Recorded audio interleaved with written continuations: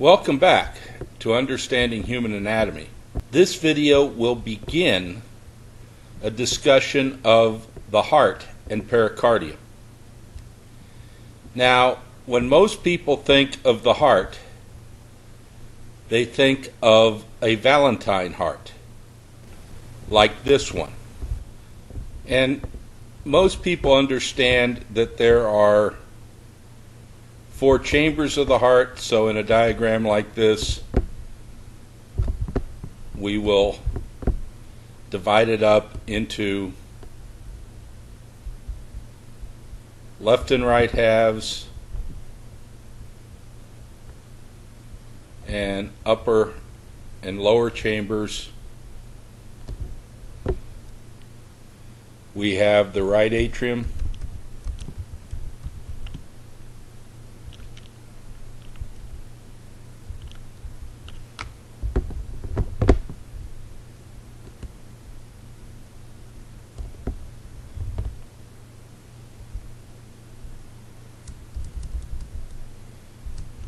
and the left atrium.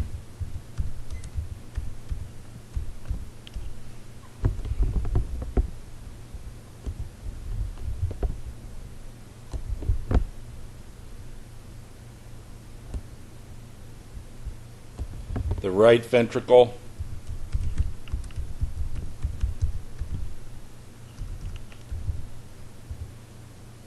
and the left ventricle.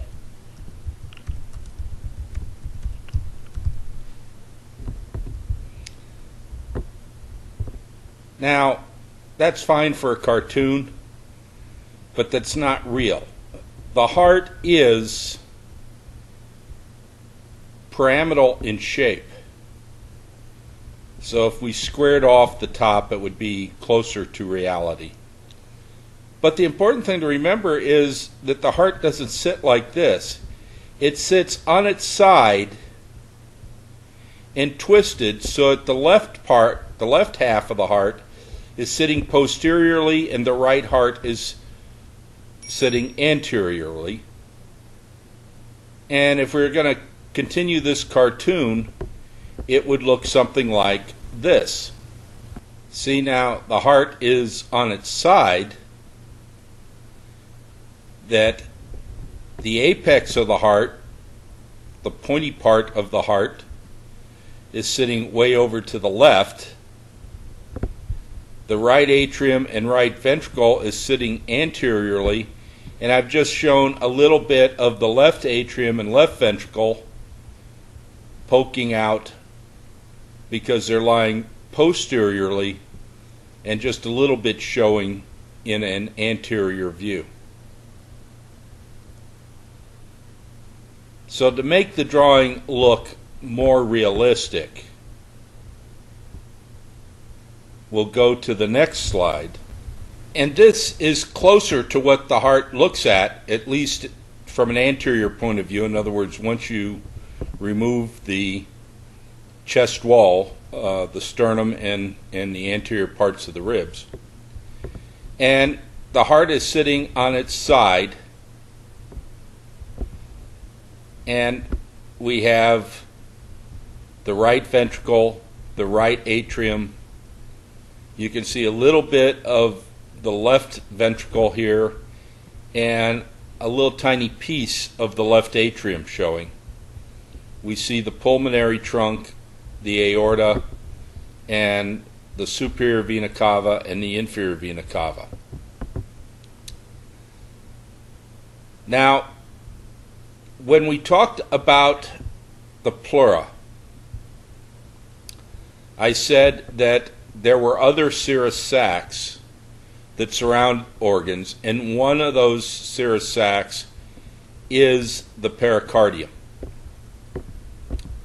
So what I want to do in this diagram is to sketch in the pericardium. And I'll use green, which I used as the color of the pleura in the previous diagram. So remember, it's all one serous sac. I'm going to start up here, and there's a visceral layer of the pericardium, And let me start drawing it here. We're going to draw right over the superior vena cava. Come down here. Also going to draw the visceral pericardium over the inferior vena cava.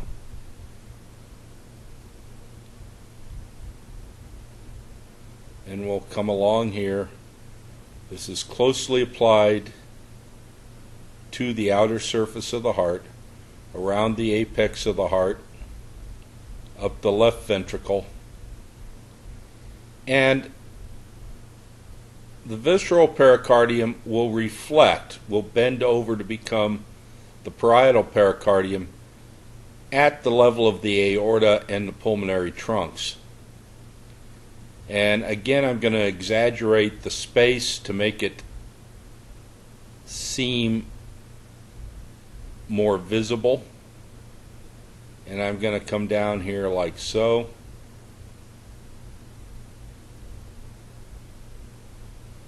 And around.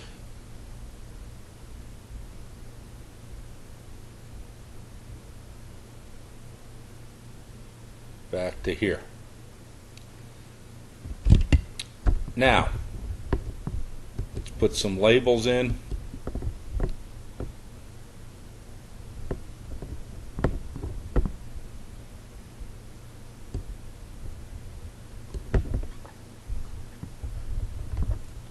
This is the visceral pericardium.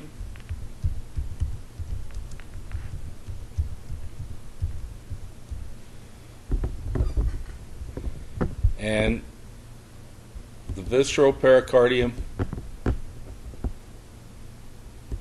I can show here.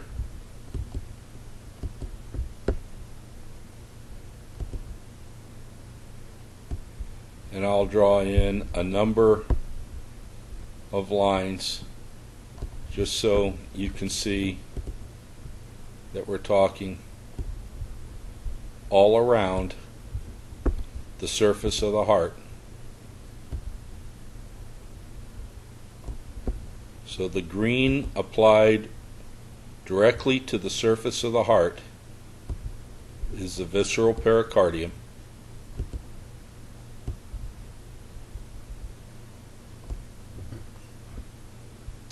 And then the outer layer is the parietal pericardium.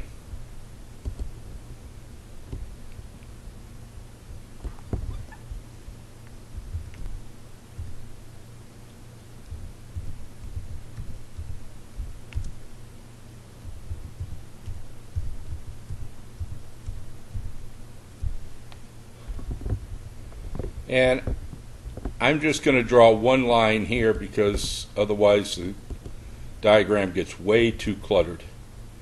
But you can follow the parietal pericardium all the way around.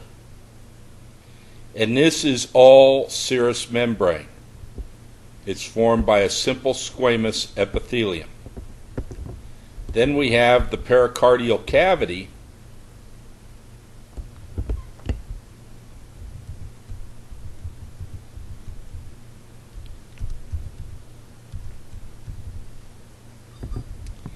and the pericardial cavity, similar to the pleural cavity, is the space between the parietal pericardium and the visceral pericardium. And as in the pleura, it is filled with just a tiny bit of fluid that lubricates the motion. Since the heart is constantly beating, constantly moving, you would get a lot of wear and tear without something in here to lubricate so the two surfaces could rub against one another without causing damage. Now, a big difference between the pericardium and the pleura, and also of the peritoneum, is that outside the parietal pericardium, the serous sac, is a connective tissue layer. This is the fibrous pericardium.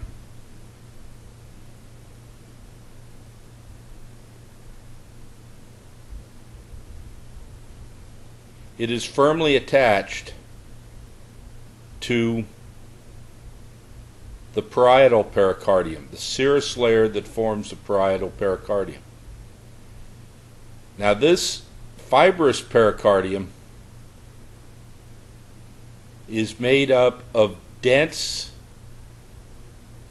regular connective tissue proper. It's like a ligament or a tendon. Very tough. And it surrounds the parietal pericardium and forms a strong wall. So in blue, we have the fibrous pericardium.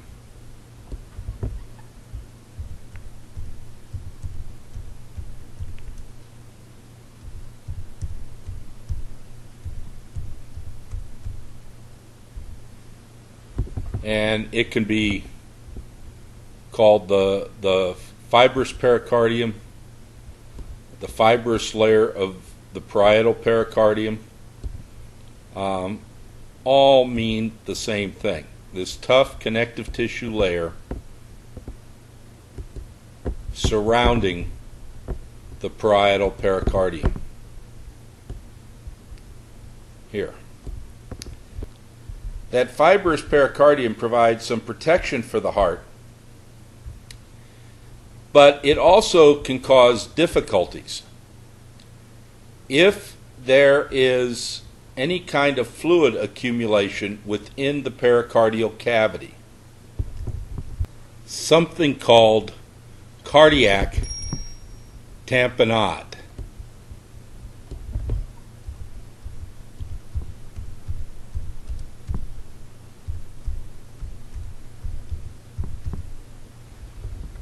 The fluid that accumulates in here can't just accumulate and expand the pericardium. This fibrous layer of the pericardium prevents expansion of the pericardial cavity. So as fluid accumulates in the pericardial cavity, what that does is put pressure on the heart itself, so that the heart can't expand as fully. It can't fill as well as it normally would, and it will significantly reduce the amount of blood pumped out of the heart with each beat, the cardiac output. So cardiac tamponade is a serious condition, and one of the ways it's treated is to aspirate whatever is filling the space. It could be an infectious material, infectious fluid. It can also be blood filling the pericardium. So the fibrous pericardium has some benefits to it, but it also has some drawbacks in extreme situations. Now, that will conclude our discussion of the pericardium. And in the next video, we'll talk about the superficial structures of the heart, the surface of the heart. Thank you for your attention.